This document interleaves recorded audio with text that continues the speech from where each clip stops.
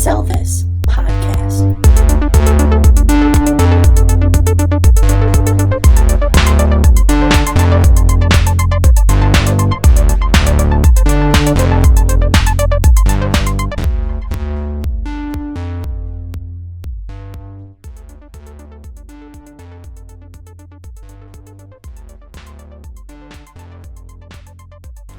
Hello everybody, thank you for listening. This is the third installment of WCSTpodcast, that is We Can Sell This Podcast. I am your host, one of, Cameron Miller. With me as always is the never superfluous, always magnanimous, Nelson Piper. Alright, and also, Paul Bukowski, the Knight of Mirrors to my Don Quixote. Hi. A little bit of a delayed reaction on that one, Paul. I'm here. I'm ready to go. I'm excited today. Yeah, I'm excited too. We're doing this a little bit late tonight, but I think we're all going to be able to muscle through, get this in for our listeners. A little bit. Indeed. A little tired. So let's open up here.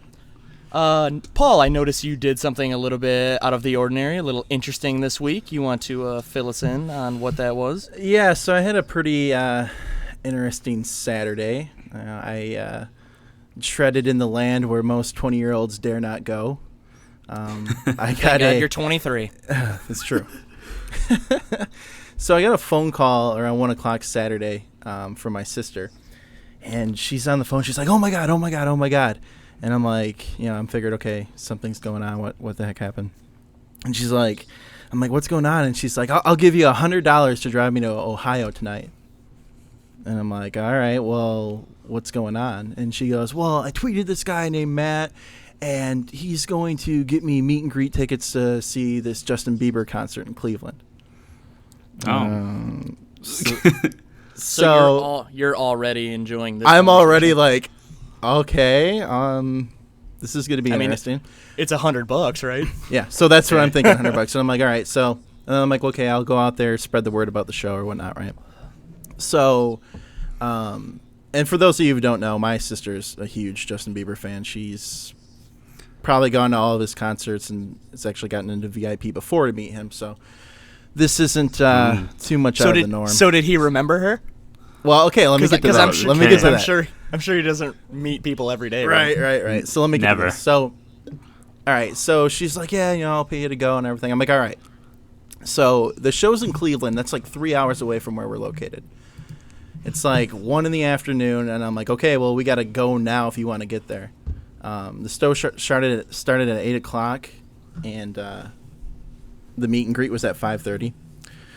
So anyway, we pick up her friend Sally, and we're heading down there, and it finally dawned on me, like we're leaving Flint, going into heading towards Ann Arbor, and I'm like, you know what? I'm gonna drive all the way out here, and they're not gonna be able to get into the show because somebody's messing with them, And so I had my sister call the box office, and I'm like, just call them and see if they even have a ticket for you. So she calls them up, and she's like, hey, I just want to make sure I got tickets under the name Katie. And they look, and they're like, yeah, we got a couple meet and greet tickets here for you, but we don't have any tickets for the show.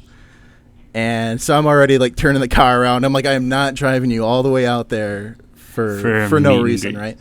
So then she pipes up and she goes, well, I was on Twitter and I was talking to Matt, and this Matt guy apparently is like the official coordinator for all the meet and greets. Yeah, and she's like, I was talking to Matt and he had us all set up, blah, blah, blah, blah, blah. So the box office guy goes, oh, let me get a hold of Matt and see what we can do.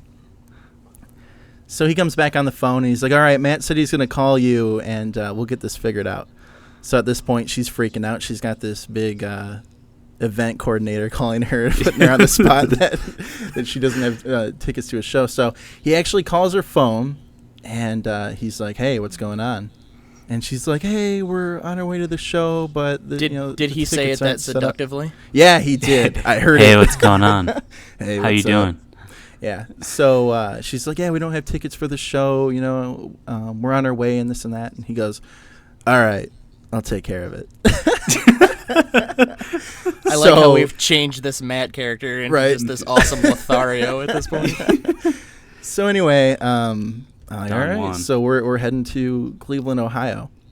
So we finally get there at around, it was probably 7:30.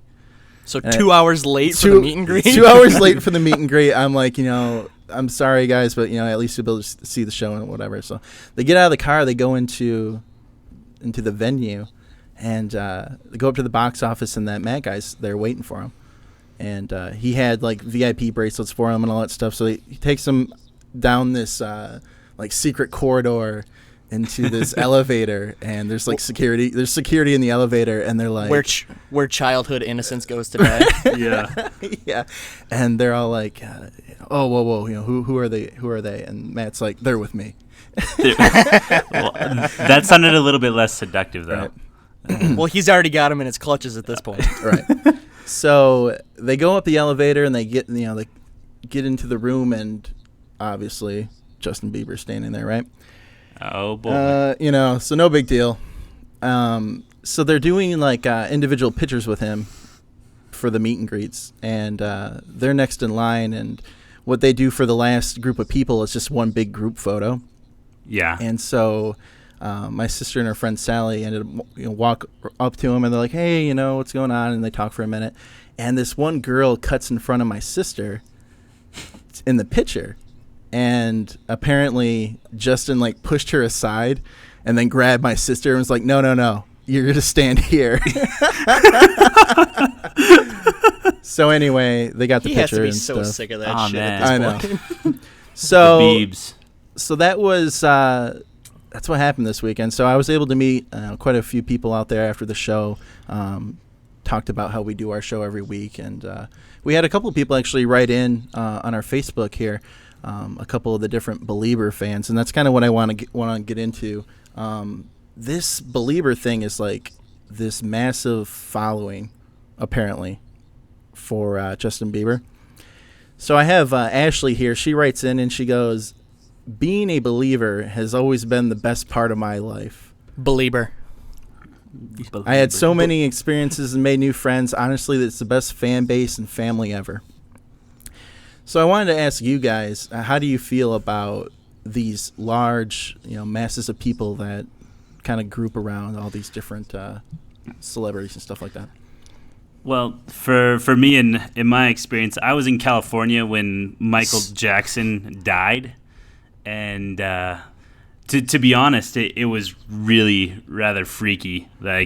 You see all these people that just come out of the woodwork, and you would have no idea that these people even followed someone like that, and they're just sobbing on their front lawns, or they'd come up and ask us, because I was a missionary out in California, and they just start talking about where is Michael Jackson and things like that, and just having a heart-to-heart with me about this guy.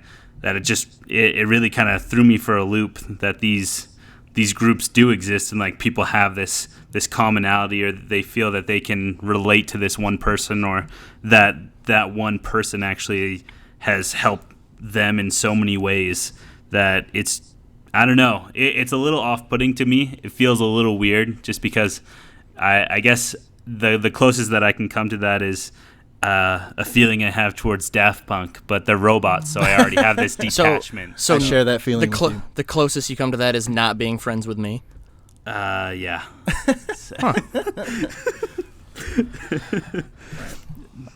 My take on it is, I think it's cool when you find a group of people who have the same interests as you, and you're able to have a conversation about something that you both care really deeply about. Kind of like us. Kind of like us. Kind of like us.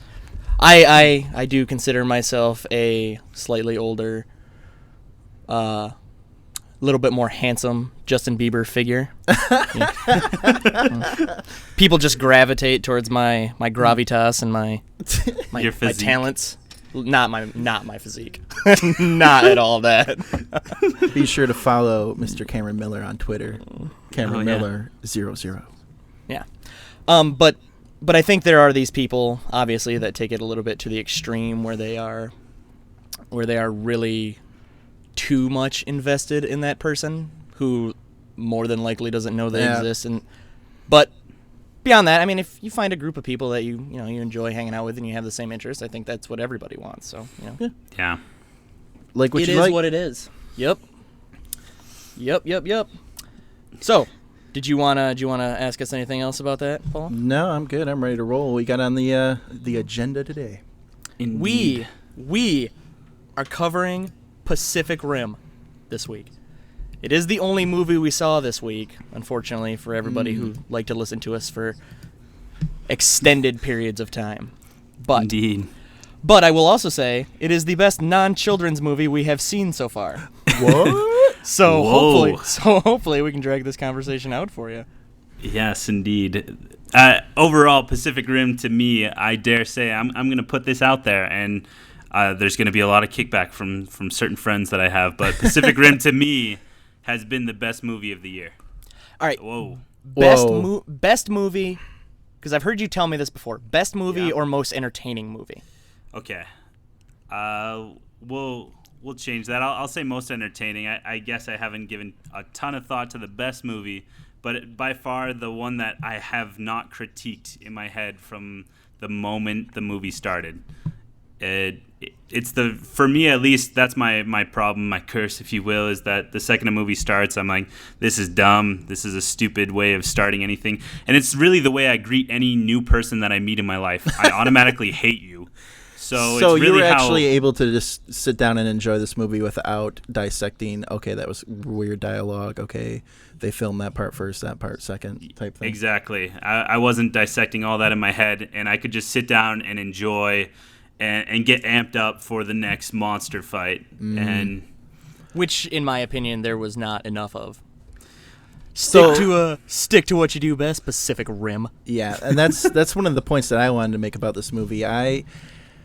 I wouldn't go as far to say as it's my favorite movie of the year so far. I actually enjoyed The Great Gatsby quite a bit, but this movie, to me, it should have stuck with what Cameron said. It should have stuck with what it did so well, and that was the big fights.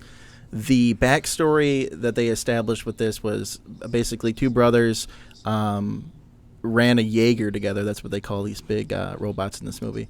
They run this Jaeger together. Something happens in the beginning where the one brother dies, and then it kind of goes forward in time where you see the lone brother meeting up with somebody else to run a Jaeger with. That whole backstory, I didn't need it. You know what I mean? I would have rather it been, hey, two brothers kicking ass in a robot, and then let's just watch that. But they try to, work in this story with these characters I didn't really care too much about. Well, that's what I think about the movie. I think if we got right down to it, that's probably why Nelson liked it as much as he did, if I had to guess, is because when you come into a movie like this, you don't have the expectations of a great story. You're looking for the action, and the action was good. I mean, it was really entertaining. I enjoyed that part. But this was the first movie that me and Paul have seen together since we started doing this, and I kind of noticed, I think I noticed anyway, a little bit of us doing the same thing, where there were like some of these strange dialogue moments where it was just so cheesy. Like the main character to me was just a complete mash of just like every lone wolf type guy that you can like line you can throw into a movie, and then they resolve these conflicts like so quickly with him. Like the part that really stuck out to me with it was when they were trying to get him to come back after his brother had died, so he's like, this broken hero. He's working on it. He becomes a welder. He's working on the wall. He's working on the wall. Working on the wall. He is working on that wall. But he, I forget the commander's name in the film, but he's up there trying to convince him to come back to run a Jaeger, and he basically says, "I can't let anyone else in my head again. It's too painful." And then the commander goes, "Well, where do you want to be when the world ends?" And he's like, "Oh yeah, you're right. Yeah. Let me go drive this giant robot. That's Right. way cooler than working construction." Why did I start welding in the first place? Yeah, this is terrible. You just answered a 5-year question. Oh. I know. All right. 8 seconds.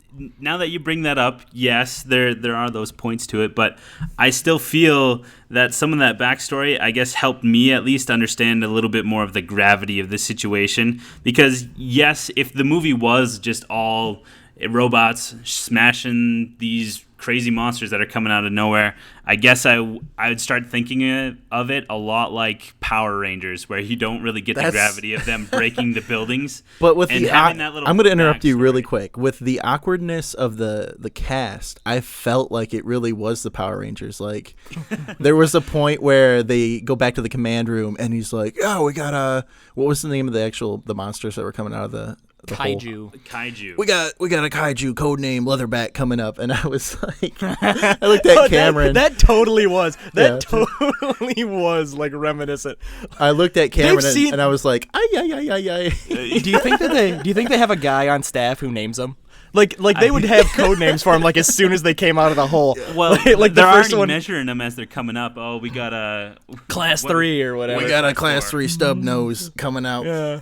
Code name Knifehead. Which I just like to believe that there's a guy down there who's just like sitting around eating a bag of Doritos, and they look at him and go, "Hey, what do you want to call this one?" I don't know. Let's call it Ramhead. That's fine. Moving on. Whatever. Oh gosh. Well, the other point that I'd like to make with this movie, for you guys, when you saw it, it was just a regular show, right? Just a 2D feature, sit down. And... No, we got 3D, which I was a little disappointed in. I prefer to watch. We got 3D, but we didn't dimensions, do IMAX. Okay. Yeah, it was just a standard. Because see, that for me, like the 3D, whether it's Master Image or Dolby, whatever you guys had, or Real D, those ones just suck. It really does. It doesn't really give any great depth. And honestly, the image is a lot darker now that you put those glasses on. But IMAX 3D, I can stand and I enjoy it. But for me, when I saw this movie, I actually saw it twice. And the first time I saw it in Dolby Atmos, which for all you viewers who don't know, it's just 360-degree surround sound. So you have speakers on all the walls, front, center, left, right. And then you also have it on the ceiling as well. So basically, these speakers envelop you. And the way that they've developed the sound for this one, at least now that Atmos has been out for about a year, seriously, the whole movie, you're just hearing these little nuances, or you're just getting blown away at the craziness of the sound, that like you really hear the monster when you're in the robot, basically, and you hear the monster. It sounds like you were in the movie there, sir. Yeah, you get enveloped in it, but you're in Nelson the actual. Passed through the time warp hole in the Pacific. Yeah, there. I'm drifting. Into this world. I'm drifting with these people, and you hear the monster coming from the back and like over your head, and then just smashing into him. Yeah. Did you ever have a moment of actual terror, like a monster was coming through the movie theater? Yeah, it really creeped me out. I actually still have parts of the memories of everyone who's in that theater, so nice. That was a little sketch-tacular. And then the next time I saw it in D-Box. So that's motion seats for everyone. You move about a foot left, right, center, back. It's a roller coaster in your own movie theater. Indeed. And with an action movie like this, it's worth it. So I guess both of those times, my I want to say senses this were real enveloped quick more. about D-Box. I've done it like once or twice in my life, but the first time that I ever did it was the movie I saw was The Book of Eli. Yeah, that's what I've seen it the first time I did it too. So I think that kind of I think that was like the first movie that had it in the local theater we have around here. I remember that. Wow. There was like nothing that moved you except for maybe a couple of things with the music, and then there was one part where this machine gun like lights up somebody, and you're like, that's the only thing in the entire movie. I was like, wow, an extra $20 for that. Nice. I have a vibrating chair at home, thank you. Now with this one though, you're getting it like the whole time. When they drop in, you're getting dropped in with it. So I'm connected again on another. I love this. On another physical level. I gotta ask: is there the ultimate Pacific Rim experience where it's like IMAX 3D with D-Box? No, see that's the thing. They don't work well. They don't play nice together. D-Box and IMAX will never work, but D-Box and Atmos might at some point. Sounds like D-Box is being a D-bag. Well, they're from Quebec, so. Oh, that explains it. Indeed. So, sorry to all of our Quebec listeners out there. Yeah. I'm not apologizing to them.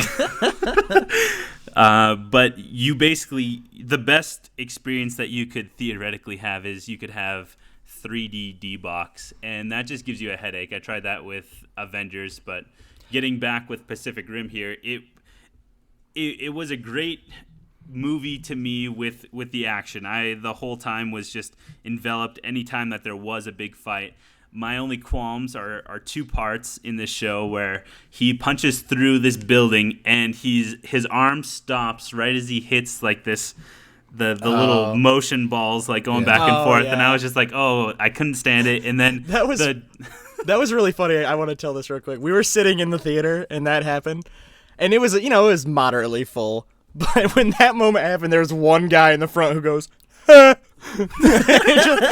just like in sequence with the little ball. And for listeners, there's the part in the movie where they're fighting and the monster or the robot's arm goes in through this skyscraper, and there's one of those what's that pendulum? It's called an executive toy. An executive toy. It's basically 5 hanging balls, and when you pull one back, the momentum like pushes through and knocks each on the end back and forth.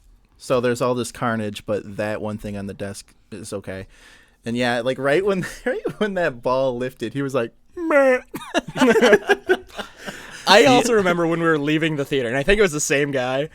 I didn't hear what movie he compared it to, but as we were leaving, he goes, I haven't laughed this much since I've seen, and then something, whatever movie it was, and I was like, what were you laughing at?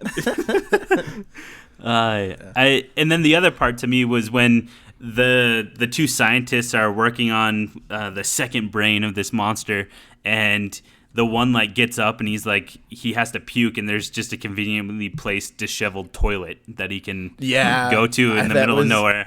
Just all this wreckage and carnage. Oh, there's one toilet for him to puke in. I think the same guy laughed at that moment too. Vomit. It's a toilet. What's that toilet doing there? A toilet shouldn't be there. That's hilarious. It's so dirty. Who are the writers of this movie? Give them an award. But go ahead. Well, overall with Pacific Rim, I loved the sound that they did for it in Atmos. I like the D-Box motion that they did. Granted, these are two completely like separate companies to what the actual studio has done. I guess Atmos is tied in a little bit more, but when it came down to the action and when it came to all the fights and everything like that, I really liked it, and I can't wait for someone to just cut all of the backstory and it's just the fights, and we can call it Power Rangers. Yeah, really and if someone could recolor them so that they actually look like a Zord. Zords. Yeah, it's going to be great. I mean, where me and Paul say it would have been so much better if it was just action. I gotta believe that that's a hard movie to pitch if you've got no story. You know what I mean? Yeah. Like so I understand the necessity for it. I just, but like I didn't go in expecting to be blown away by the story. You know what I mean? Yeah. I liked the movie. I liked the movie, but I thought the script sucked. But I just felt that they should have focused on what they did good. And so much there was too long a lull for me in between the initial fight at the beginning of the movie and the next one. Yeah. I felt like there was I gotta believe that section was at least 45 minutes, and I was like, there should have been something in there that should have bridged the gap a little better with the action stuff. I get what you're saying. So Nelson, what are the numbers on this movie? Well, for Pacific Rim here, it actually came in third overall for the week. Which is sad to say. I mean, Despicable Me 2 came in at number 1 with 44 million.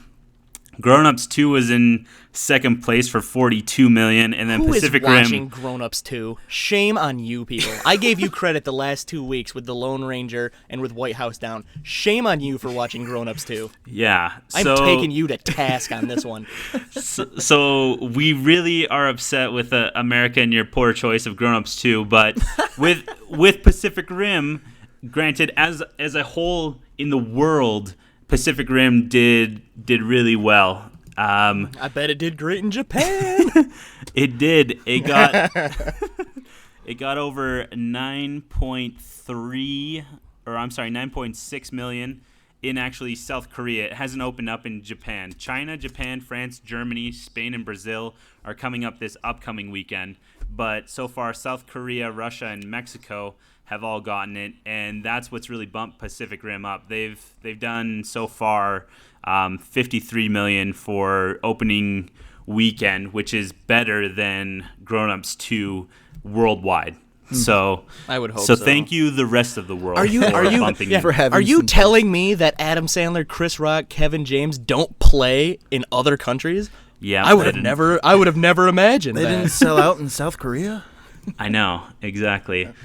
But the other thing with this movie that I wanted to bring up was actually a conversation that I had with a friend and coworker. His name's Brady, and we were just talking about how much action and entertainment and just explosions and all that stuff that we were just talking about, how you're like, we don't need the backstory to that, or you weren't expecting a good backstory. And I think that's what's happened this year with movies is, let's not worry so much about the backstory. Let's worry about the sequences of action that we're going to do. Let's make sure this is all flawless and looks perfect.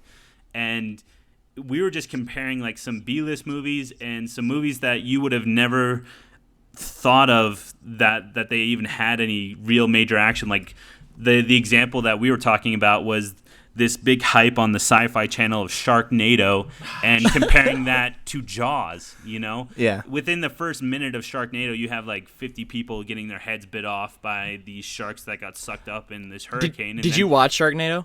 No, I've seen little like bits and pieces of it. Images of like some guy with a chainsaw going through a shark. We might almost, just to take it a little bit off topic for just half a second here, we might almost have to go with that for next, like for horrible movie segment instead of just horrible Netflix. We might have to go to that just because how much hype it's got. Yeah, how much hype and press it's been getting. Oswald is talking about Twitter explode, dude. On my Twitter, I follow 99% like sports writers and profiles like that to keep up with news, sports news that I'm listening to. My Twitter exploded with Sharknado crap when that movie aired. I couldn't believe it. I was like, okay, Adam Schefter, what the hell are you talking about Sharknado for? Exactly. So we're comparing Sharknado and how ridiculous this whole plot is, because it's all sheer action and entertainment, compared to like Jaws, which has maybe 2 sequences of really intense in-your-face action with this shark, and the rest of it is just really good dialogue, really good drama, and like it's intense. The entire movie's intense, but there's not all this crazy action. So I think that's the reason why I hate a lot of the movies, or that's why this one has been a little bit better for me, because I was just expecting all action, and I got that backstory that helped out tremendously for me. All right, so I think hold on. We need to hold on. We got. Stop it. One more thing I just wanted to bring up, just because I like him so much, and I wanted to talk about it a little bit. Was this Charlie Day's first feature film? Do we know? No. Why you got to put me on the spot on Charlie Day here? Well, I'm putting everybody on the spot because I don't remember either. Charlie Day, the only thing that he was in Horrible Bosses. Oh, that's right. Yeah, good call. Yep. Which I think I said before. I didn't really care for that movie. Yeah. But his character was, blah, whatever. Yeah, I agree. It was part of. I mean, it was part of that story that we were talking about that we didn't really need or care about. But I thought he acclimated himself fairly well to the big screen. I like to see him succeeding outside of Always Sunny, because I enjoy his performance on that show. # Charlie Day, we love you. Yeah. Plus, I like to see him prove to me that he can do other things than act like a complete idiot. Even though he kind of did in this movie. His scope as an actor. Yeah. I'm really looking for his range. Right. And he really upped it with this. I mean, he can play crazy scientist guy. All right. So yeah. So what I want to do is let's wrap up the Pacific Rim here. How many Jaeger bombs you guys gonna rate this movie? Jaeger bombs. Jaeger bombs. How is that line not in the movie? I'm sure there's some kind of trademark infringement. But when they're like carrying the nuke down there, which they didn't wind up using to blow the hole up or whatever, but how is that not called the Jaeger bomb? Right. I mean, come on, dude. I'm waiting. As soon as they said Jaeger, like in the first 5 minutes of the movie, I'm just like, oh my god, please say that it. could have been their Snakes on the Plane. It could have been. It really could have been. Yeah. I could have went. The movie could have been. Of course, we didn't have Samuel L. Jackson. It's true.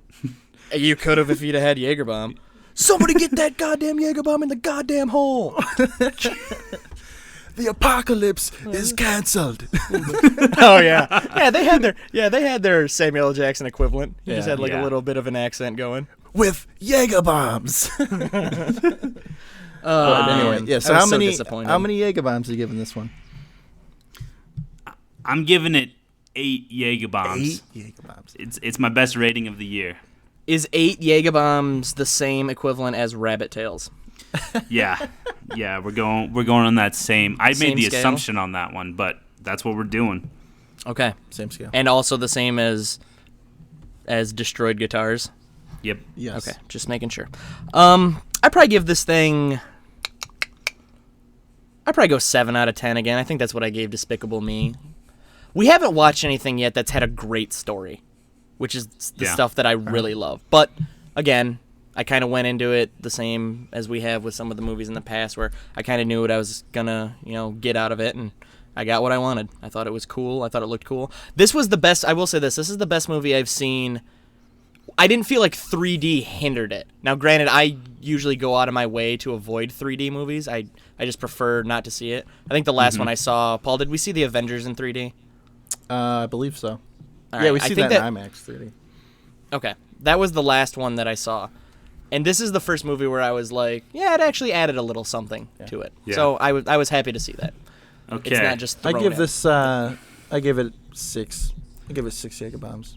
Oh man. Just like Tell- I said, the Nelson liked the backstory. I didn't really care for it too much. I felt that it's fine to have backstory and not have all action, but just the route that they took, with having their brothers die and then him being reunited with this girl that was saved as a young child and raised by the governor. What was his role? He was he was the a commander sergeant. or He was the something. commander, Stacker. right? Of that So division. then they can, I just didn't care about that. I would rather it been 2 brothers kicking ass and robots. That would Then be fine. if you'd have done it that way, it would have just been the tag team version of Real Steel. I don't even want to get into that.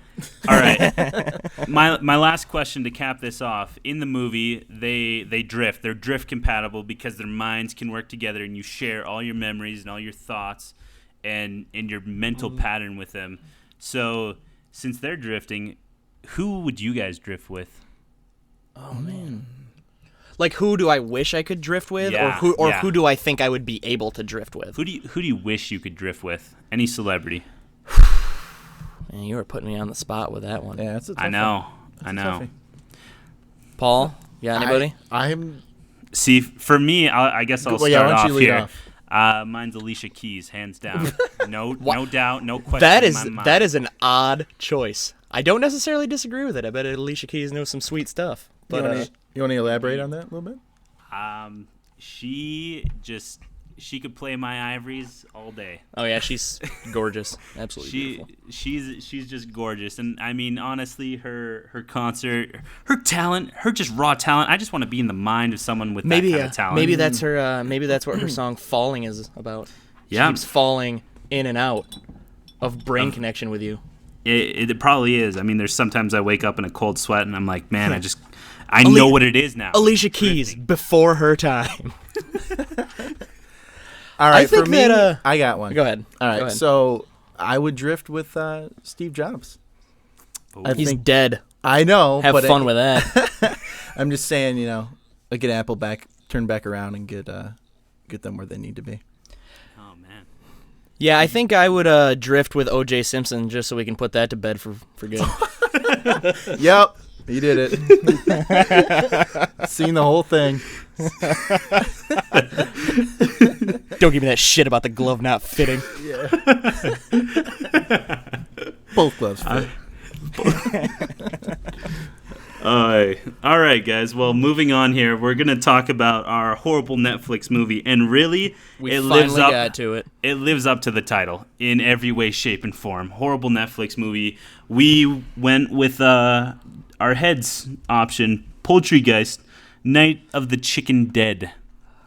So, Really quick, I want to give where do we another. start? I want to give another quick shout out to Frank. Frank, my boy. Frank, You did my well. boy. Yeah, Frank. Thanks for reaching out to us and getting this movie on our list. And again, everybody that's out there listening, we want to do this every week. So if you guys could just send us in your recommendations, and we'll actually get a list up on our Facebook page or on our blog and have people vote for whatever movie they want us to do next week. So I just wanted to get that out there really quick. So thanks again, Frank, for writing us in on this. Yeah, definitely. You just gave me a great Thursday morning. All right. I watched this thing this morning, and it just ruined my whole day. So it's directed here by Lloyd Kaufman, okay, and Toxic Avenger fame. He's over the top. Even when you look at his pictures, he's a strange cat. I classified him as the poor man's. Oh my gosh, I completely forgot. Tarantino. You told me earlier. Yeah, the poor man's Tarantino. Basically, I don't really understand this comparison either. Well, okay, so I'm saying, Tarantino takes a liking to the art and the dialogue into his films, right? And he, that's his way of telling the story. I think structure is, that's a better way to say it. So I feel with Lloyd Kaufman, he likes to go on the completely opposite end of the spectrum and say, hey, I'm going to show you the most bizarre, wacky crap, and I know it's crap, but that's what we strive for. Yeah, that's the thing we had to know coming in. His production company is called Troma, and they do tons of movies like this, like just complete B-list gore horror stuff. And it's got, this weird, quirky comedy edge to it. So before we get into it, it's terrible. You knew it was going to be terrible when you recommended it and you heard we were going to talk about it. That's the whole point of this segment. But this type of movie does have a niche. There are people who enjoy it for just the off-the-wall stuff that you're going to see. Just the ridiculous stuff. So while we're about to, tear a new asshole, it does have its place. So speaking of tearing a new asshole. Yeah, you like that setup, didn't you? The opening So scene. you remember where they tore that guy a new asshole? I'll just say this movie was, an hour and 40 minutes, and it was an hour and 20 minutes, and I was able to finish it in about 40. So, there was a lot of skimming during this. Yeah. It's hard to. I think, Paul, you said you watched the whole. Front to back, I watched right? it from front to back. Yep. You are a strong. So man. Let's start out with the beginning, right? So, as I said. There's a graveyard scene in the beginning where first 2 minutes, you know what you're getting into here. Yeah, our main role, Arby is his name. Yeah, we don't want to call him an actor. Right. No. I don't even know the actor's name. I didn't look it up. Jason Yakinen. Jason Yakinen. He's in the graveyard with the love interest of the movie, and Wendy. They're doing what teens do. And smoke pot. They just happen to be doing it. They happen to be on an Indian burial ground. They are consummating their love for each other. And things run amok. And basically, the graveyard shift owner guy comes out and literally gets a fist shoved up his ass, out his mouth. Oh my god! To grab the underwear. Those with weak stomachs skip forward about 20 minutes because it's just more of this. And then you'll watch another 5 minutes and you'll skip another 20. So the thing I want to talk about that was most maybe intriguing and off-putting at the same time were these random moments where they would break out in song, like sexual song. You stole my thunder. Yeah, I know. We talked about it a little bit, but it's really I think it's really the most as outrageous as it is for me to see a chicken person grow an enormous penis with a chicken head on the end of it. I think the fact that they wrote 4-ish musical numbers to ridiculous just sexual stuff was the part that was the most jarring for me. No, they're I will say, as absurd as that sounds, they're really good at that. Absurdity. Yeah, if that's your cup of tea, this is the movie for you. If you want to watch a movie that involved, I'm going to assume a couple people actually sitting down and trying to map out this song, then you're in the right place. The thing that I couldn't believe as I'm watching this, because for the most part, well, for every part that there was any type of like sex scene or anything like that. I'm like, okay, skipping forward. I hear the random like tail end of songs, or they'll come in at certain points, like at the very beginning when there's this big riot or protest at the front of this chicken store, which is just an off-brand KFC, that they. So I'm just like, yeah, I'm just looking at this and I'm like, how did Lloyd Kaufman even get a single soul to be like, yeah, you know what? I'll score your movie. That sounds like a great movie. Let me get the whole premise. Okay, so we're gonna have a musical right as these chicks are all just making out, and here we go. Okay, great. We're gonna need like 4 violins. We'll need a couple cello. Like, where do you? Yeah, how do you even? Where do you start? get into the B-list? Where's that orchestra? Yeah. One of the things that I thought was funny was how the dialogue was very much aware of itself. Yeah, So it pokes fun at itself. Yeah, one of the things time. that I thought was funny, and they kept saying it was, my mom's a retard, my dad's blind. I can't be off at college getting smart. I gotta take care of them. That was funny. I did laugh at that. Oh. God, this thing. It's so hard to even wrap our heads around it. Like, I don't even know. We can't review it as a typical movie.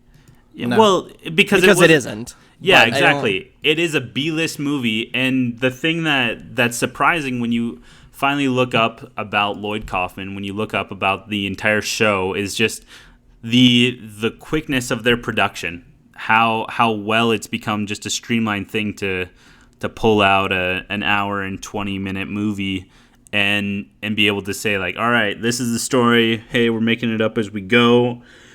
Or, hey, we got to figure out how to get all this. It is a production line or a streamlined operation of just producing shit.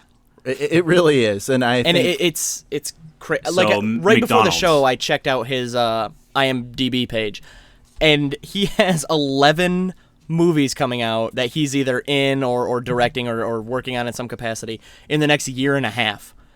I mean, you are running at optimal shit producing level when you are when you're you doing got that kind of time. Yeah, when you're that producing kind of at a time clip with that like many that. movies. Yeah, Right. I mean, it was just insane. But one thing I want to say really quick, spoiler alert, so if you want to watch this film, be careful. Skip ahead maybe a minute. Because there's so much in this story. So, yeah, it goes from this Indian burial ground thing, and the new fast food restaurant gets built on top of it, and then that gives them all the bad luck of all the happenings in the restaurant. So you don't really even see anything until the end. Yeah, like with the the first hour of the stuff? film, there's really it's like none of that going on. Right, and then it just like it ends so abrupt and just so weird. Like, did any of you expect it? Like, No. No. The whole time, I didn't expect it to happen that way. But the whole time, I expected them to die. Our main characters. I was just like, this is just so off the wall. There's no reason to let them live. Yeah. You're not doing well. Maybe you are doing Poultrygeist too, but you definitely don't need the same characters. So I kept waiting and waiting for the moment when they were gonna die, and I was eventually rewarded with my patience, and they were murdered in a car accident. Not in the fashion you might have expected. Yeah, nothing to do with the actual zombies or anything. Just flipped their car and died, exploded. Yep. Gone. So, and that's the way we end our review of them. They flipped the car and died. Yep. So do we even bother scoring our horrible Netflix movies? This is the base. I guess we're gonna have to give it like the next one that we review is gonna have to be based on like a Poultrygeist. Like, so do we? How many rotten eggs are we gonna give it? This is our baseline. Do we just we give it higher or lower than Poultrygeist Night of the Chicken Dead? Yeah, I think so. Won't it be awesome when we find the movie that's lower? This one's gonna be. This one will be on topic for a while. This is a strong contender for coming into the clubhouse right here. Indeed. Oh dear. Thank you, God. Lloyd Kaufman. Thank you. Thank you, Frank, for the worst hour and a half of my life. Thank you so much for that. Well, guys, I think that wraps up our first part of the show here. So, hey, listeners, we have a new segment coming up after the break, so you definitely want to stay tuned for that. We also want your thoughts. Send us what you love to watch and play at mail@wcstpodcast.com or visit our Facebook page, facebook.com/WCSTpodcast. All right, we'll see you after this break. Adios. Peace. We can sell this podcast.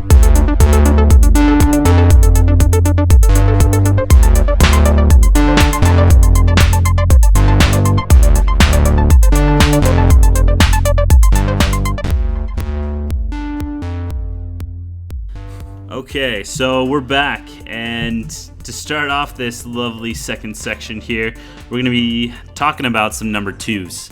And that is planning right there. Indeed, what a pun. But in all honesty, I work in the service industry. I am a manager at a movie theater, and I really cannot believe how many people defecate in the theater. Not in a restroom, not in a place of dumping said waste, but literally crapping on the floor, in the theater, under the screen. Oh my gosh. Okay. That's elaborate. That's like a heist there. Like, okay. You have made a conscious decision to shit under a movie screen, right? Exactly. Now, granted, there's homeless people. I could understand that a little bit more because they just don't have standards. And I don't think highly of homeless people. So I'm sorry, America, if you're offended by that. But I just to don't. all the homeless listening out there. It's funny because there's none. But I seriously, in the past week, I've cleaned up 2, and overall, well, I haven't. Aren't you a cleaned it up. manager? Yes, I was gonna say, can't you delegate? Can't you manage this job? No, half the time it comes to me afterwards from my supervisors, or what are now called like department leaders. That Hey Nelson, we got another guy taking a shit in the theater. Got another Doog over here. No, I'll have a guest come up to me and they're like, there's a turd in the women's restroom in the handicap stall. And I just like, That's where it's supposed to be, right? Yeah, I was going to say, that's where it belongs. Well, I do like, she's like, it's on the floor. And I just like do a double take at her and I'm like, oh my gosh, I am so sorry. We'll get someone to take care of that right away. And it's the worst thing for me in my life to be like, to go up to one of my team members that I say, hey, April, how's your day going?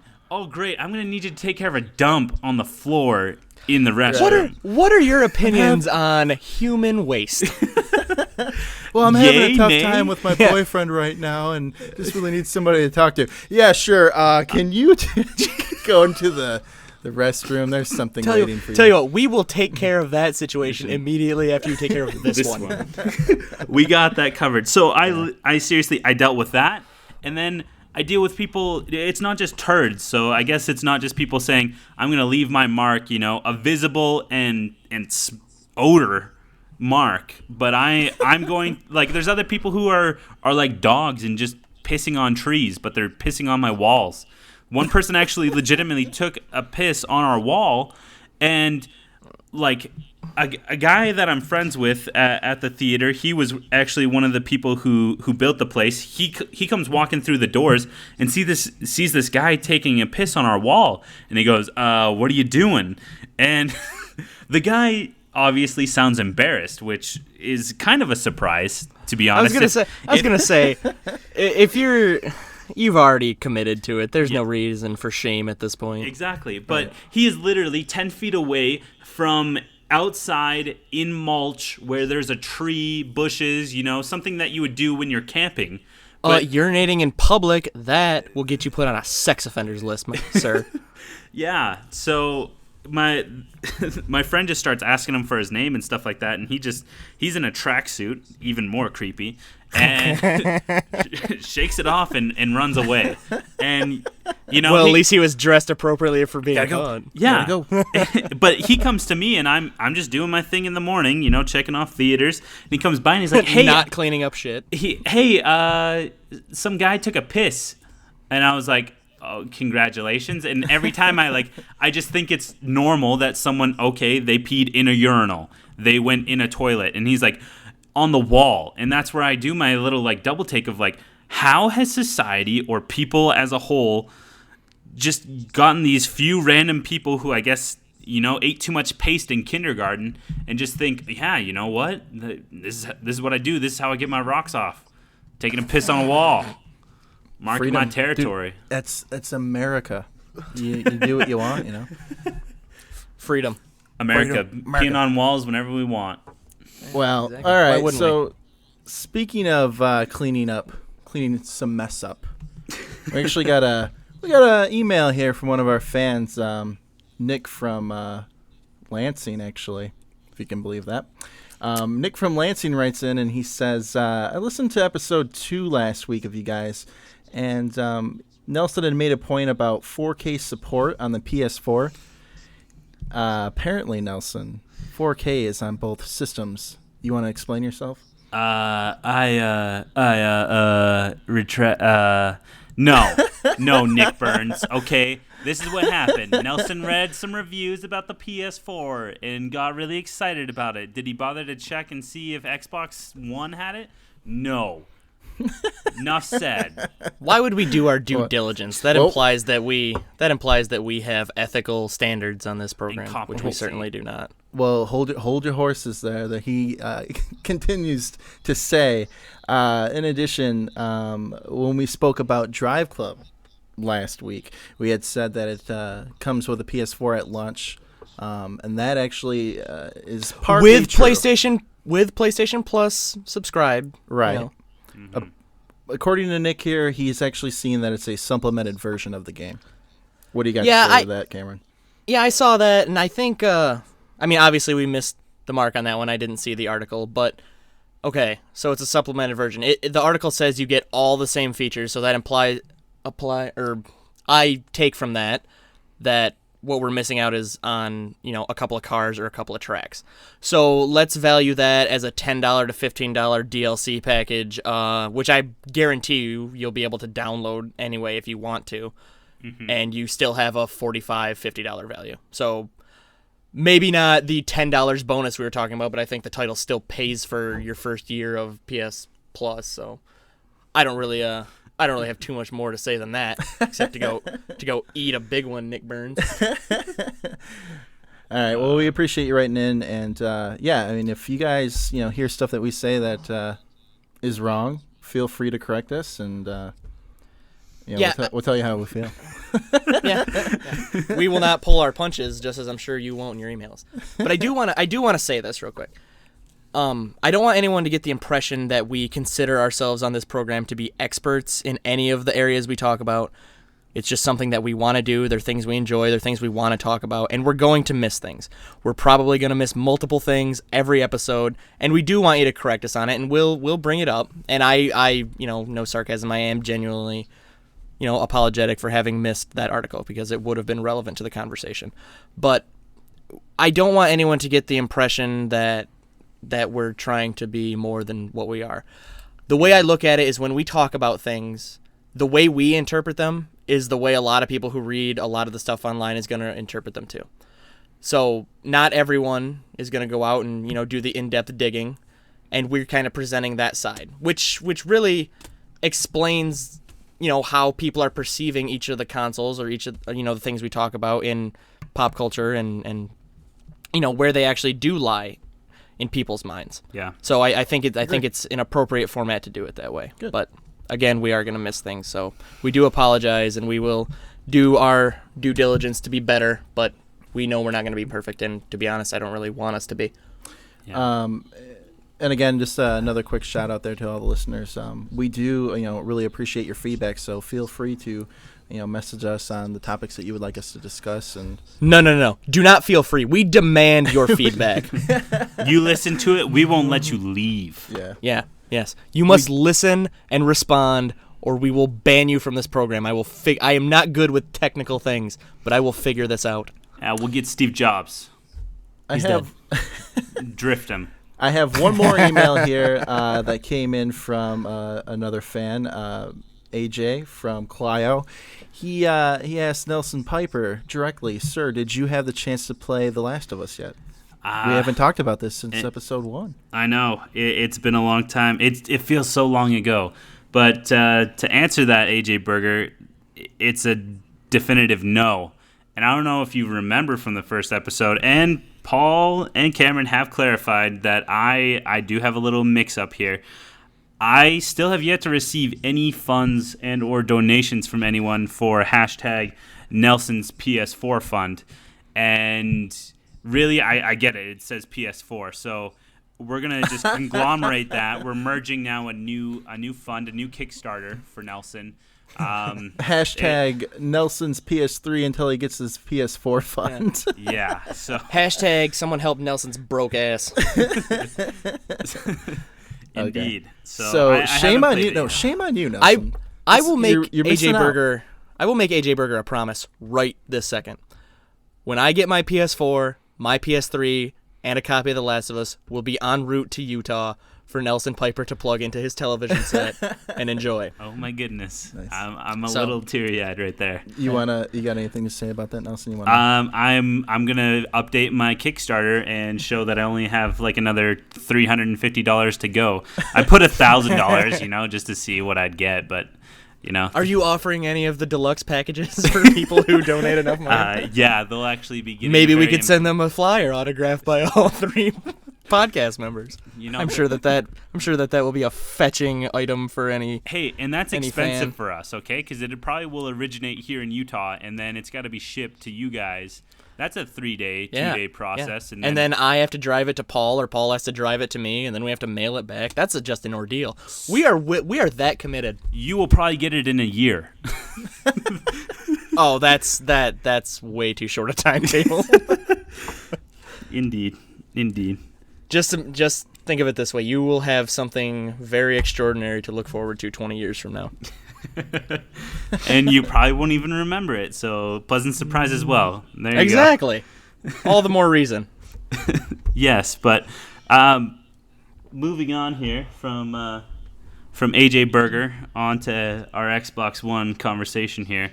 Yes, Xbox One coverage. The old X-Bone. Dun, dun, dun. All right, let's open the floor. We're gonna format this sucker the same way we did with the PS3 last week. We are going to talk console design to start off. So I believe last week we referred to the PS4, as many people had described it, as the Xbox One in italics. Yep. So this is just standard font console, right? I would even go as far to say as it's bold. Yeah, maybe bold. I would maybe describe it as Arial 14 point. Not Arial Black. It is not that thick. Well said. Yeah. I looking at the images, it's hard to tell. I think it's a lot. It looks bigger than I think. It does look actually bigger. is. I think it. I will be surprised if it's not bigger than the PS4. I'm pretty confident in the fact that it will be. Yeah. But I think one of the things that they were going for with it was that just a standard look. Because a lot of people, I guess I should probably open up with this. Microsoft, right out opening the gate with this, they want to go for a more broader audience with this console this time around, with all the different features we got that we're going to talk about. But I think they really wanted to go with this is a gaming machine that doesn't necessarily look like one for all the standard consumers. That wasn't the original message, was it?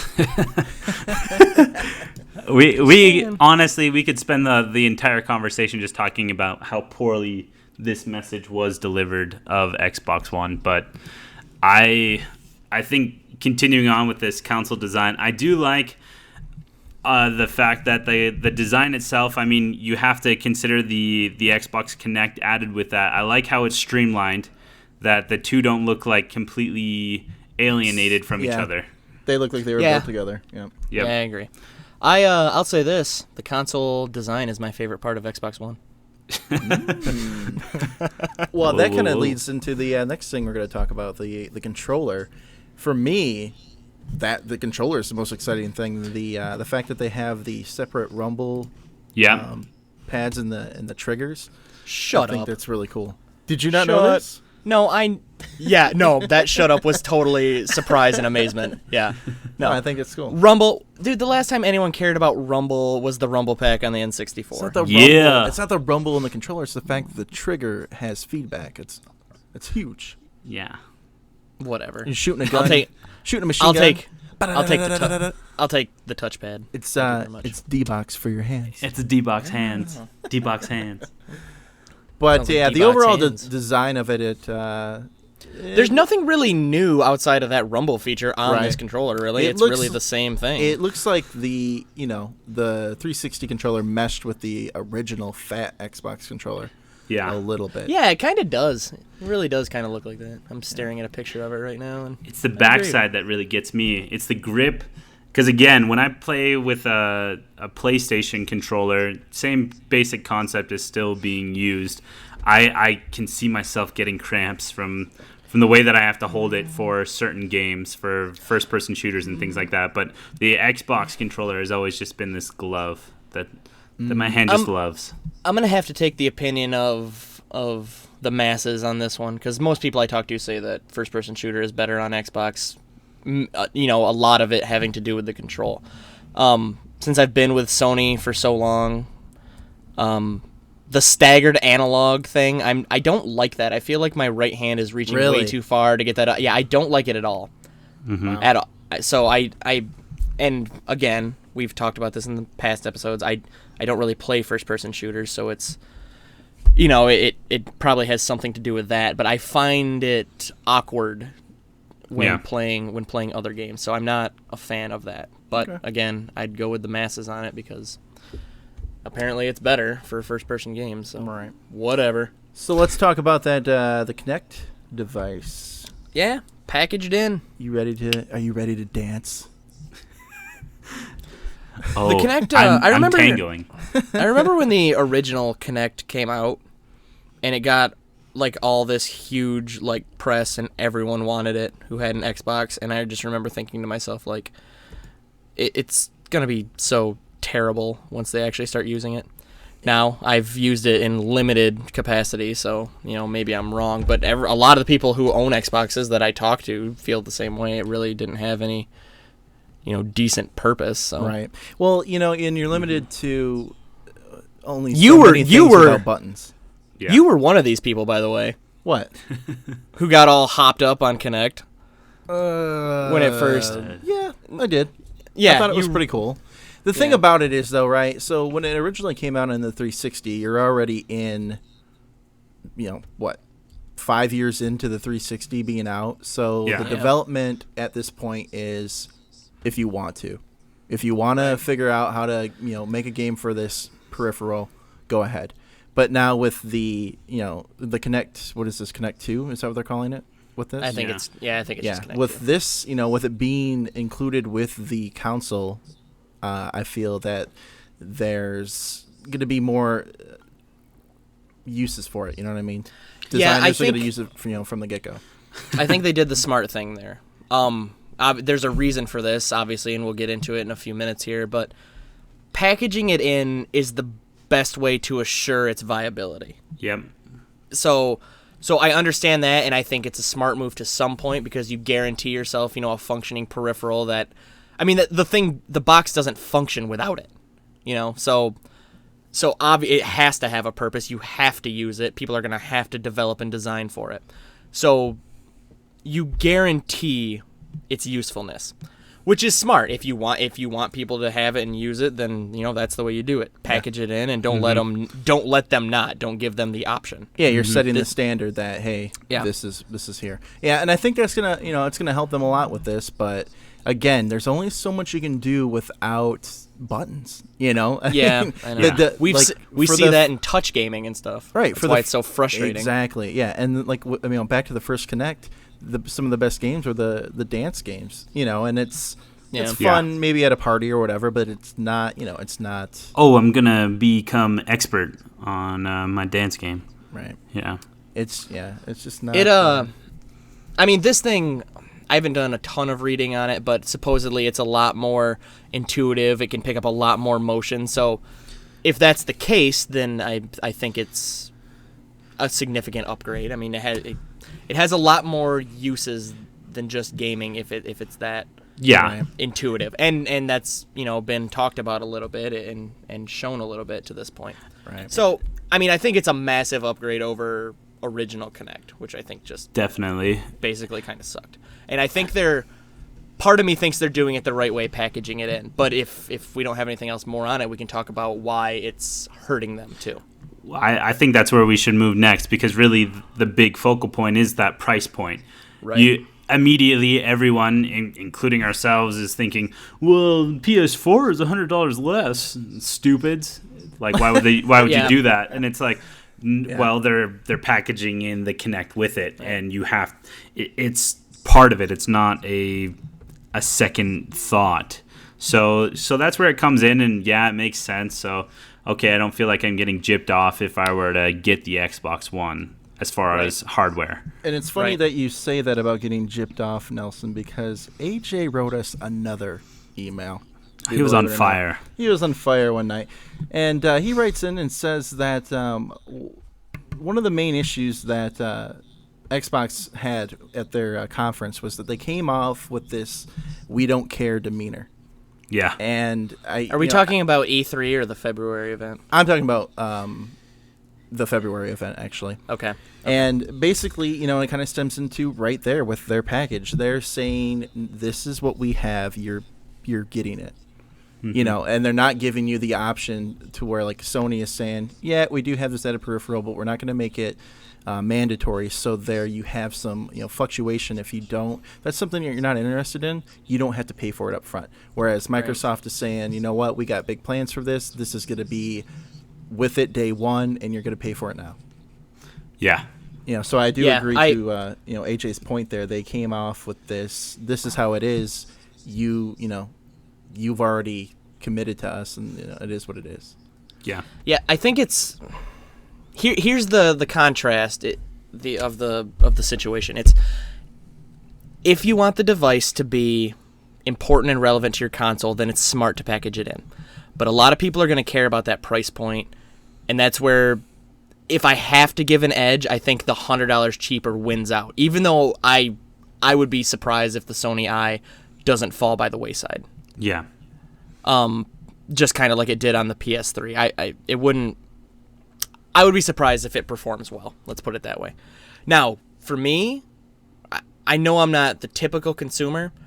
The $100 price point isn't the biggest jump for me. We talked about this last episode. It's the games that I care more about. If PS4 was $500 and Xbox One was $400 and Xbox One still came with the Kinect, I would still buy PS4 because I want the games. Mm-hmm. Yeah. But for a lot of people, it is that price point. But that price point for Xbox, it comes with a lot more, at least to what we've heard to this point. There was that little thing about Sony trademarking that PlayStation TV thing the other day, which we don't really know anything about yet. Mm-hmm. But to what we've seen, Xbox has a lot more functionality beyond just gaming. Yeah.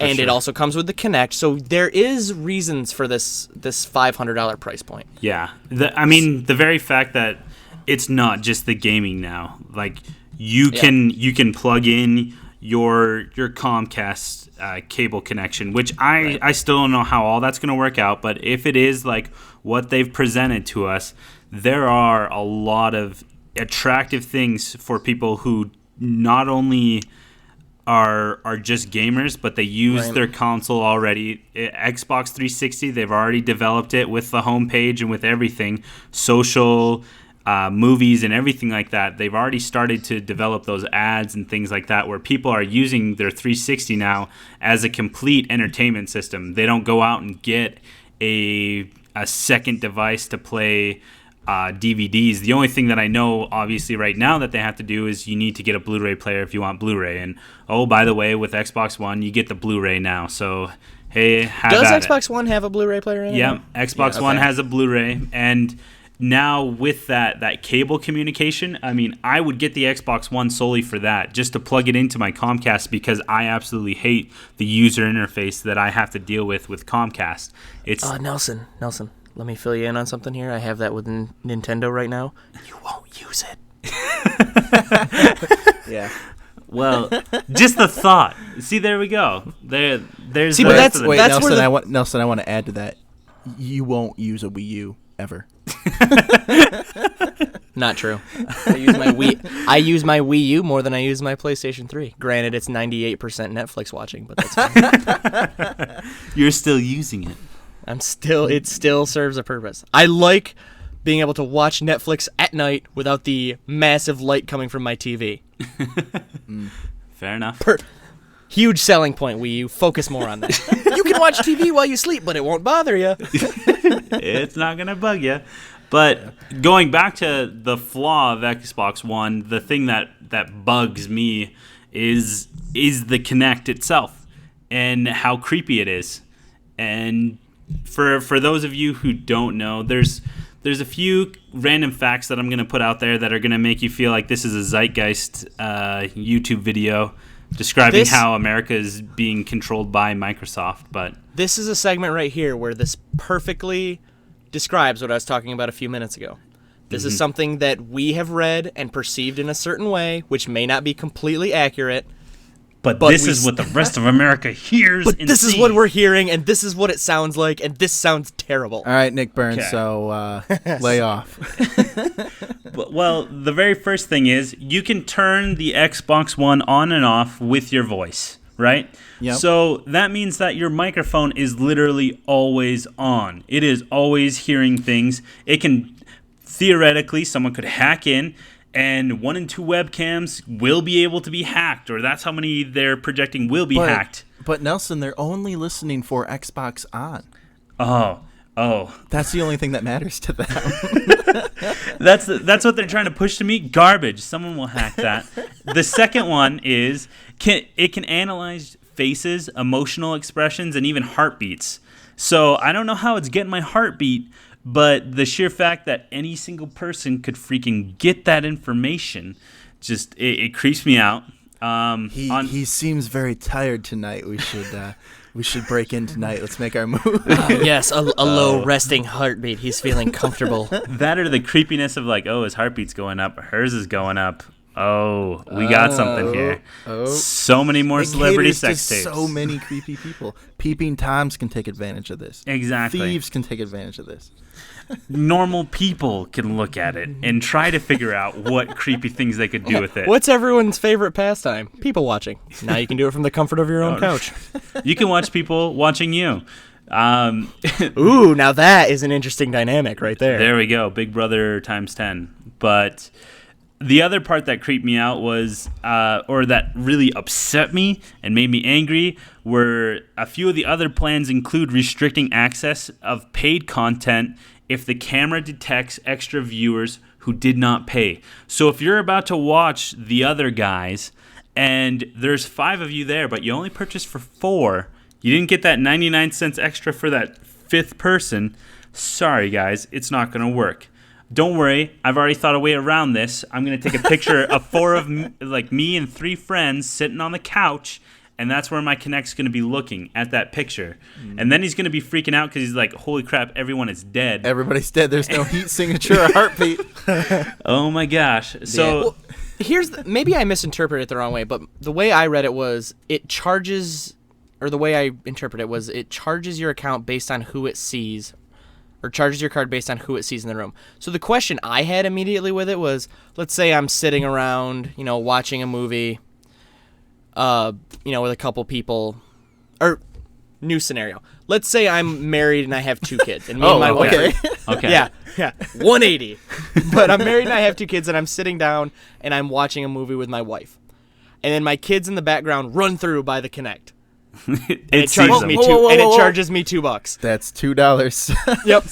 And then they run back the other way. Is that $2 more? Like, I don't. It's going to be great parenting. Great parenting. You sit over there. The Xbox is on. We should probably everyone will probably just start reflecting it through mirrors, the movies they're watching. I was just gonna say that, yeah, or do a parameter check. And I already talked to Paul about this like a month ago about how this is going to lead to so many more homicides because of the fact that you can control it just with your voice. Xbox switch to TV, Xbox game, and like the wife is going to be like Xbox TV, and the husband's going to be like no, Xbox game. Yeah. And then fighting back and forth until and then eventually someone goes Xbox stab. And then it gets up and does its thing. Yep. I do remember when I heard about that initially that it was always going to be on and they could do the facial recognition and stuff. They made a point that with that data we can then essentially market that to other companies and say, hey, we know what's working for them with ads and when they're leaving after the show and stuff like that. So there's a lot going on. They have a lot of backdoor stuff going on. And the only pro to it that I've seen so far is that they're trying to market and say, hey, we are going to give you monetary value for staying through a commercial. You will get like Xbox points if you watch a commercial. If you stay, you'll get stuff like that. So that's going to be your only purpose to really watch advertisements. And that's going on a completely different subject of marketing, which I'm not going to bore you with. And I'm going to say this really quick, but last episode we talked about Candy Crush. And two episodes ago. 2 episodes ago, my bad. And how that's kind of addicting even though you're really not doing anything. I can almost see this like, right now everybody doesn't know, so we're kind of back and forth on how we feel about the Xbox One. But when it actually comes out and these things are actually a reality, I bet you that like those types of weird achievements for watching commercials and stuff like that, they'll probably go viral. And you'll have YouTube, videos of people getting all these weird achievements, and it'll actually probably be something that benefits them in the long run, in one way or another. Congratulations, you've watched 100 hours of commercials. You've earned the bed sores achievement. Right. Yeah. It's all right. Well, let's move forward here and talk a little bit wider scope. Then, where do we see Xbox in the lay of the land right now?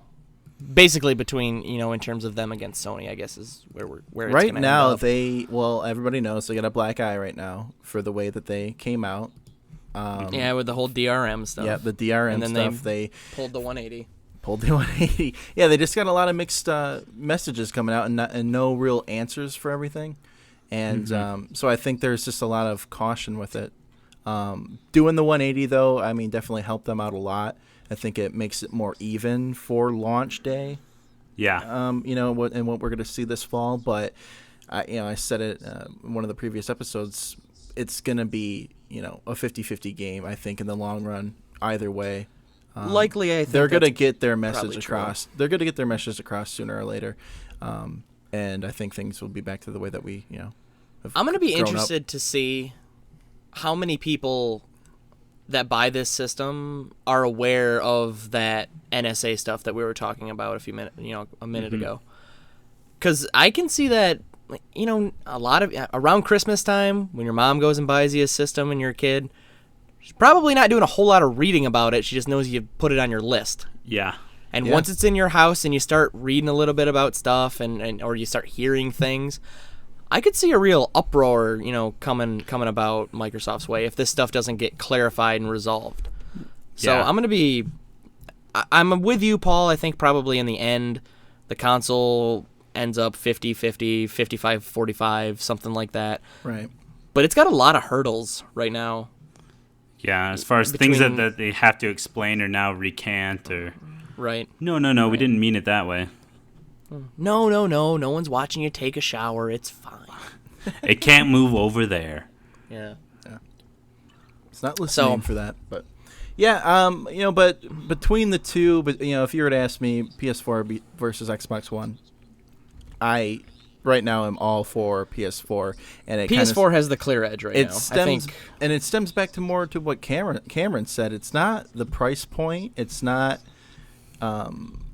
anything against Microsoft, even though they dropped the ball. It's just simply the fact for me that Sony has all those, first-party studios making those games for them, and Xbox doesn't have that that edge, depth, you know? Right. That's what tips the scales for me.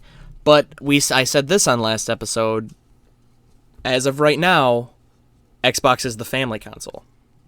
Yeah. Yes. So I think it appeals more to that market, and say what you will about the February presser, but they did a lot. They did a service to themselves in that regard. Yeah, you alienated, your hardcore gaming base, but you got the word probably out to the mass. you probably didn't gain that in immediate reaction either, because who's watching that press conference is hardcore gamers anyway. Right. But in the long run, I think you make up that difference in the family market. So yeah. Yeah, no, it's really interesting. I would have never predicted that it was going to be like this with these two consoles. I would have never predicted such a dramatic. It really, difference between the two. The conversation's completely different. I thought it was going to be, the graphics aren't that different. I don't, blah blah blah blah. But right. no, it's it was all going to be like hardware stuff, and it's not. There's a lot of social issues tying in with it. There's a lot. The price difference. The price difference is for on a considering it on a larger scale it's amazing to me that they're not the same price. Yeah, I just find that very surprising. Yep. So it's going to be an interesting thing to monitor over in the coming months and the coming years. But like you said, Paul, it'll probably end up close to 50-50 just because that's how these things usually work out. But right now, I think Sony definitely has the edge, and Microsoft has some catching up to do. So, you got anything to add to that, Nelson? Or you ready to move on? I'm good to okay, keep on. So the final point we got here for this is the games. Actually, since we were talking about those, so of the list of games that are coming out, Cameron, you got the list in front of you there? I do have the list in front of me. So what do we got coming out for this?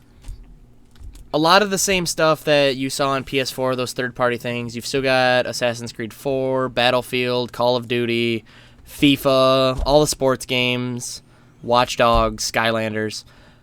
The main differences you see here in the launch titles are Microsoft has Dead Rising 3. They have Killer Instinct, which is a downloadable title, if I recall. They have Rise, Son of Rome, and Forza Motorsport. Those are the four that aren't available on PlayStation. And as far as launch window goes, basically Titanfall. Yeah, is the next big one. But let's talk a little bit about some of the confirmed day one stuff. Go ahead. For me, the one that I guess I looked at or piqued my interest the most was that Rise, Son of Rome, just because I couldn't spell Rise right. But no, you spelt it correctly. Oh. these motherfuckers. Oh, they had something else. Putting a spin on it. No, but you watch like the gameplay of it, and this is one where you actually watch actual gameplay happening, and honestly, the graphics on it are garbage, to say the best. Garbage. I've seen a lot of people impressed with it. See, I don't know. I've looked at it. I've heard both. I don't think we can say awesome. garbage. I've heard that it looks awesome, and I've heard that it looks like crap. From what I've seen so far, the landscape, the sheer depth of everything does look really incredible. No, that looks pretty good. You are left wanting. But yeah, when it comes to the actual fighting with everyone and the fluidity of it and their actual realism, it's a lot like, I don't know, you look at their eyes and you just really see that it is, for the most part, lifeless. It feels like it's a damn video game. It feels like it. No, but they could have put more emphasis or detail into it. And then when you're actually watching the gameplay, I mean, anytime you're fighting someone, you're basically, every single person you hit, you get a couple slashes, and then it's like, oh, you need to push X at this time in order to get his head chopped off. Every single time. Yeah, that's some of the concerns that I've seen about it. People are really worried that it's just like a bunch of quick time events like that. Yeah. Yep. And I watched something, I believe it was just during the E3 coverage on IGN that I was following, and the developers came out and clarified that a little bit and said that that's not all it is. I forget exactly how they described it and what they were saying, but there's a lot more to the gameplay than that. Whether that's true and what that other part of the gameplay entails, I don't know. But yeah. I think that was a lot of people's main concern, and they were they came out and clarified that a little bit. Well, thank goodness, because even in that first, like, this is their one time to show you or impress you, and they already had 2 separate instances where it was the exact same continuation of the kill streak or how you killed that person. And you're like, really? It only took like 5 deaths before we already repeated ourselves? So... Yeah. And it's still early production on those kinds of things, but Indeed. yeah, that's something like you said. It's just the first time you're showing off your game, you should have. Honestly, Everything. it should be doing more than what it really can. Yeah. You know what I mean? I was a little interested that they brought this title out. I'm trying to search right now actually for the original Rise, which came out on 360. But if I remember right, that was like a poorly received game, like not really a big title for them. So I'm kind of surprised that this is one of the ones that they're hanging their hat on early. Yeah. Just because it doesn't have a history, which is, it's a little bit the case with PlayStation 2 with, knack and stuff like that. But knack is a little different because it has that history of other games similar to it. Yeah. That you can kind of draw from, and you can see, they're going for a Crash Bandicoot, Ratchet and Clank type thing, whatever. And it's interesting. Go ahead. I just noticed in Microsoft's repertoire of games, they have this thing called Project Spark. Have you guys looked into that at all? It's funny that you bring that up, Nelson, because do we have another email? Yes, we do. Believe it or not, actually, Nick wrote in again and brought up this Project Spark idea, and he wanted to know if we were aware of it and what our thoughts were on this project. Is this the like create your own game thing? That's exactly what it is. Okay. Nick goes on to say really quick that these types of games seem to have, you do have control, like Little Big Planet, right? For Sony, you have the ability. Quality title, yes, Paul. It is a quality title. You have the ability to make your own game, but at the same time, a lot of these games are kind of just templates of each other, with slight different variations. So, Nick goes on to say, is that what we feel about this Project Spark title as well? Go ahead. Well, I'm getting all of it here. You go ahead after you, lady. All right. Well, I'm just trying to I'm trying to not be rude. I'm gonna talk about something that nobody has any idea what the hell I'm talking about. But there was a title back in the PlayStation 2 games or days that was just called RPG Maker. Mm-hmm. And it was it tried to be this really expansive thing where you created, your own characters and your own world and this whole expansive thing. And I remember playing it, and it was so discombobulated, jumbled, impossible to handle, and back in those days, impossible to distribute, PS2. Mm-hmm. Now, I don't expect Project Spark to be that incompetent. Yeah. But I think that this is a really, really, really difficult concept to use. You're basically asking your audience to be creative when your audience, for the majority, is coming here to... But it's different than it is... Go ahead. It's different than it is with, like, Little Big Planet.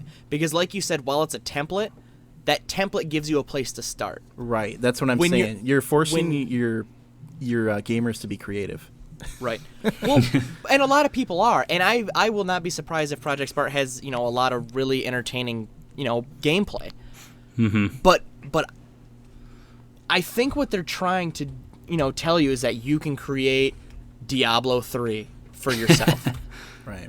And I just don't, and I'll believe it when I see it. You know what I mean? I don't think that a guy sitting on his couch is anywhere near as talented as these developers. I don't think that this Project Spark is going to offer you enough tools to, even if you were talented, you would be able to.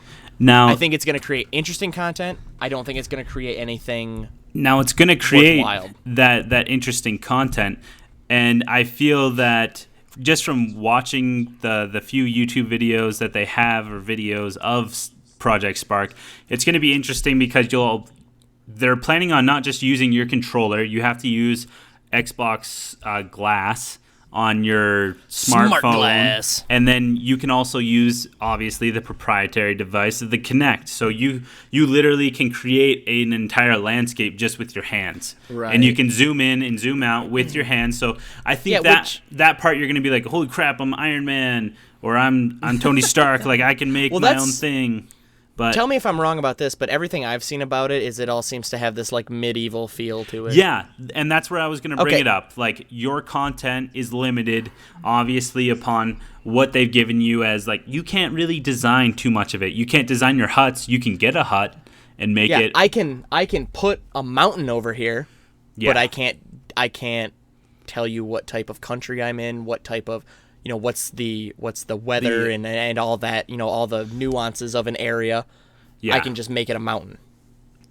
That's the impression I have so far. Anyway. Yeah, exactly. I might be way off base. Maybe this thing is way more expansive. And that's probably where they're going to get you with the DLC packs is hey, this was the medieval one. Now we want some crazy looking huts for that mountain. I was gonna say exactly. This watch this ad. Watch this ad and then watch these movies. This could be a huge like money pit for people that really get interested in it. I didn't even think about that aspect of it. Yeah. But if they just keep holding back all this content, then that could be. So that could be really frustrating. That's where they get you, and then that's where you get hosed too, because you're like, oh man, this person made a really great game on Project Spark. Unfortunately, they've done everything that they could with all the content that they had, so now we just are waiting on the next DLC pack. It's going to be another week until they build the game more. Right. Here's another thing that's interesting about it. If I buy Project Spark, and it's as expansive as they appear to be trying to make it sound, and I have to put in that much effort, how long does it take me to make a full-fledged game? Yeah. I mean, it could take me, let's say it takes me a year. So Project Spark has been out a year. People have bought it and there's nothing to play until a year later when, and a year later is when people are like putting out first drafts and like experimenting with things. Couldn't this be a thing where you're waiting like 3 years to figure out exactly what it's capable of? Yeah. And then by that time, so much other we're knee deep in the console cycle at this point. Right. You got other stuff coming out, and who gives a shit? And I think that's something that the Wii U needs right now with this lull that they have with no games is a title like that. And that's not a direct burn, but I'm just saying. You don't talk about Wii U. You don't know. I'm just saying they could use a title like that for people to waste time with. That's all. I don't think they could use a title like this. I think they could use a title. I don't think it should be something like this. Anything that draws out the process any further on Wii U sounds like a no-no to me. Well, Bad Nintendo. I think with the games that we've talked about, I mean, these are some of the things that they've, I guess, quote unquote, hung their hat on that, I mean, are somewhat intriguing. But again, it's coming back to that point that we had already said. We're focusing on the PS4 mainly because of those game titles that are coming out. Yeah. Now, Forza is essentially for Xbox the counter to Drive Club, so cancel each other out. Dead Rising, you want to argue, is the counter to Killzone, I guess. I mean, I don't know. But regardless of it all, you come out with this feeling, and I mean, granted, there are going to be more games. There are things that are coming out with the Xbox One that look really exciting, and we're going to get to that. 15 new titles, 8 new IPs or something, or 15 exclusive titles, 8 new IPs in the first year. Exactly. I think the case could actually be made if you wanted to try that Xbox One's day one is stronger than PS3's. Yeah. But I don't. Again. PS3 hasn't even brought out the big guns yet, or PS4. I'm PS4. sorry. Yep. Yeah. And I feel like Xbox might be burning one of its big ones with Dead Rising early. Yeah. And I guess you can make the case that PS4 is too with Killzone, but it's got so many more in the well. Yep. Than exactly. Xbox does. So that's true. Is there any other games that we wanted to talk about a little bit more? Maybe Dead Rising because they focused on it a little bit in the E3 thing. That's one of the ones that we saw that has, like cross-platform connectivity. We saw him like calling in an airstrike with his smartphone and stuff. Yeah. Oh yeah, I want to talk about that really quick. These extra peripherals for these different games where you can actually download an added app from an app store and play in the game. I'm wondering if that's like, if you can quite literally, like, if I'm at home playing Dead Rising 3 and you're, let's say, on your way to the store or something, and you have the Dead Rising 3 app, can you, like, literally, like, affect my game remotely? I would imagine there has to be some connectivity that would make it exclusive to your device. Mm-hmm. I might be wrong, and that might change, based on the developer if they want that cross-platform. But I would imagine, at least with a game like Dead Rising, that I'm in control of that situation. Mm-hmm. I don't know how it would be. Maybe your game comes with some kind of certain access code that you punch into the app. Well, it's probably, and it syncs it with your on your friends list. If you're my friend, right, and we're sharing the Xbox app, right? We both have this game, and you have that app for it. I mean, it should work wherever you are. Yeah, theoretically you would be able to, but I would be surprised if they made that just something that you can pick up and do at a moment's notice. I feel like if it does have that kind of functionality, that I have to be allowed to do it by you in your game. You know what I mean? Right, yeah, probably. So, I mean, I don't think that if you're playing Dead Rising and I'm just, driving down the road, fucking around with my phone, and I just go, oh, Paul's playing Dead Rising. Let me drop an airstrike right on his ass. I don't think that's going to happen. Yeah. So, yeah, that just opens up, if that is, in one way or another, if you do have to allow people, and I'm sure you have to, it's probably a feature you can turn on or off. But if you actually have that scalability with different apps for games, I could see that, being a completely different market. And that's really allowing the consoles to take advantage of these, app gaming markets, Yeah, for sure. Obviously, we're going to see a lot more of that in the future. They've already started pushing it a little bit in these conferences, so it's going to be something we get a lot more information on before the consoles launch, I would imagine. Yeah. We'll have a lot better scope in a few months from now from how exactly that'll work. As far as anything else coming out in the launch window, we talked a little bit about this one last episode, but we should probably talk about it again since it won at least IGN's Game of Show, and that's Titanfall. Oh, and yeah. I came out and said I don't care. It's a first-person shooter, mech crossover thing. But I did watch a quick featurette on this, and it does look really cool. I really liked, I don't know if you guys ever played Mech Assault back in the day. Hey, yeah, I played Mech Assault. Right. So I really some punk. I really like to see mechs being back in the game, and I like how this is pretty much a multiplayer first-person shooter, but I really like how they've taken the time to put that single-player polish into a multiplayer game. So there's a lot of live action sequences where you're running, you jump up on a mech, you pull the guy out, you shoot him, and you take over his mech, and a lot of cinematic stuff like that. Yeah, there seems to be a lot of polish on that aspect you of the don't game. see that in multiplayer, and that was one of the coolest things I thought about this game was that they're doing I agree. I think that's cool. I will say this, like we know I don't play first person, but if I did own an Xbox, this would be one I would buy. Yeah, because I think it has enough cool features. It's not selling me on the system like I think they want it to. But I'm also not their demographic they're probably trying to hit. But I would buy it if I had an Xbox. So, Yeah, I mean, I guess if you can get me to buy a first-person shooter, you're probably doing something right. Agreed. You look at the gameplay of this and you see the cinematics, and this is something where I'm like, this is the quality that I was expecting compared to the Rise. I think this is the best-looking game I've seen for Xbox One so far. Yeah. I would say it's probably... This, you can make the case for Forza, just because car games, like I think I said Racing this before games. too, Yeah. racing games in general just make... It's really easy to make that look great. Yeah. Because all the focal point is just on the car, and you can just the environments you drive in, so you can really just focus down on stuff. You don't have to get drawn out in these other areas. A quick note I want to make on all the next gen racing titles. I don't think it's going to be a graphical battle anymore. I think they're all going to look. No, it's not. They're all going to look amazing. I think where they need to stand out from each other is their community. The different options you have with setting up races and having clans. In terms of that type of game, I would completely agree with that.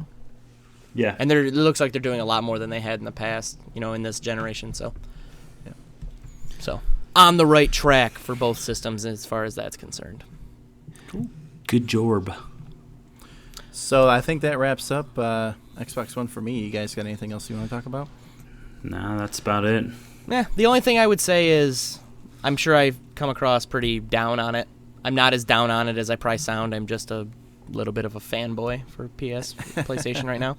Yeah. So, I mean, outside of the weird NSA stuff, I think the system has a fighting chance with Sony and will probably do very well. Mm-hmm. And I'm not really worried about Microsoft falling by the wayside. So, Indeed. But going...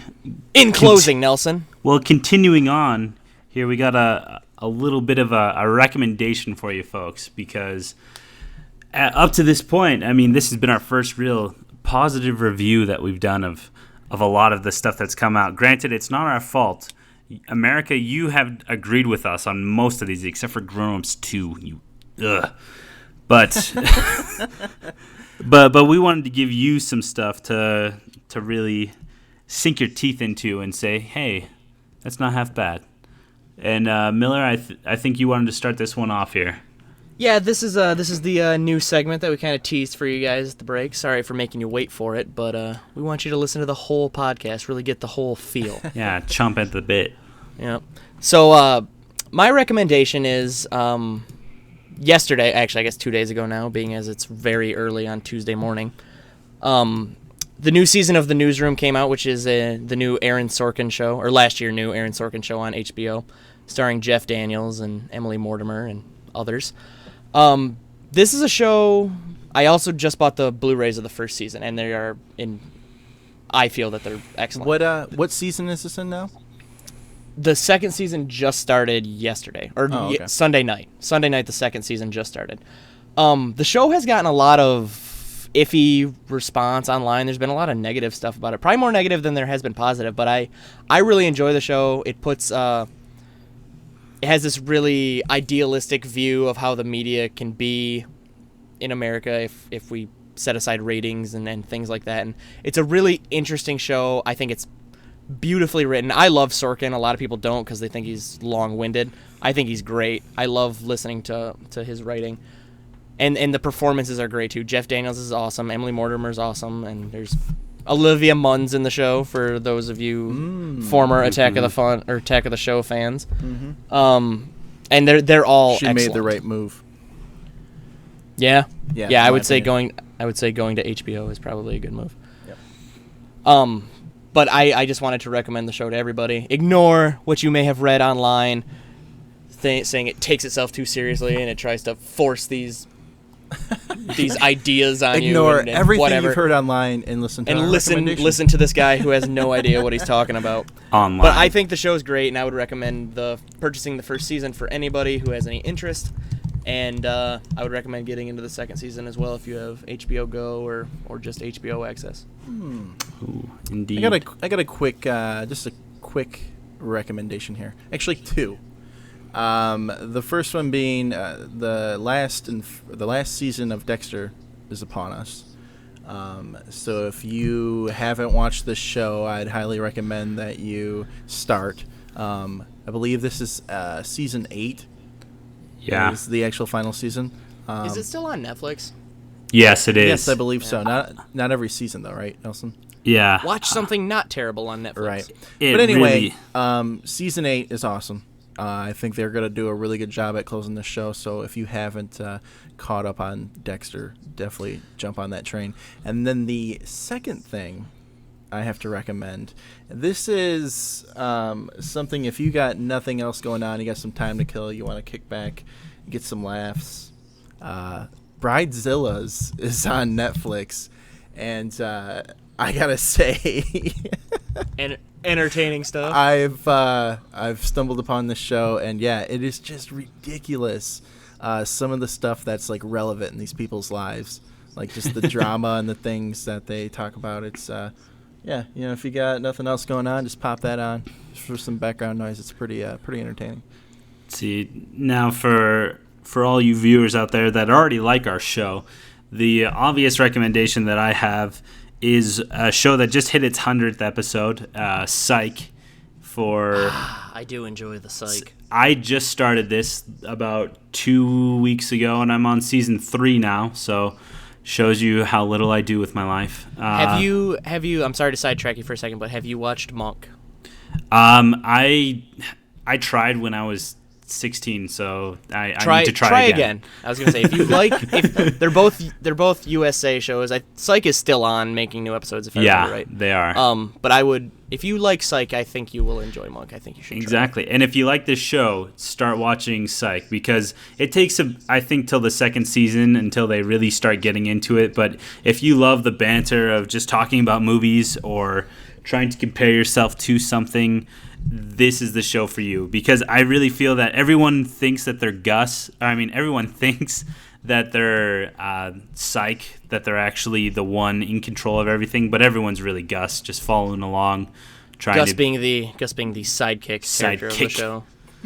So you all think that you're the lead character, but really, in actuality, you're just a sidekick, and it's awesome. It's hilarious. Cool. It is a very good show. I also recommend it. Thumbs up. If you could see me, I'm giving the presidential soft thumb right now. Perfect.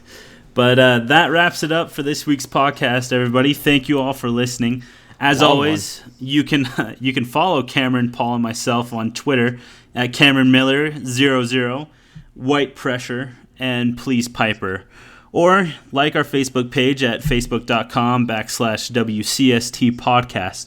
Keep up on the blog to see more of what's coming next week, and go to our website, WCSTpodcast.com, and ask us what you want our blog posts to be about. As always, together, we can sell this podcast.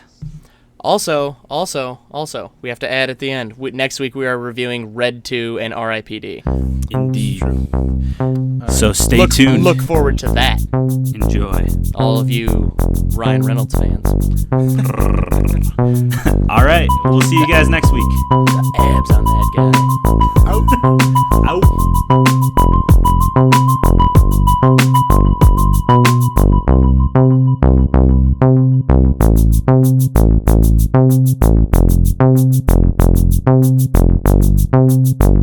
Thank you.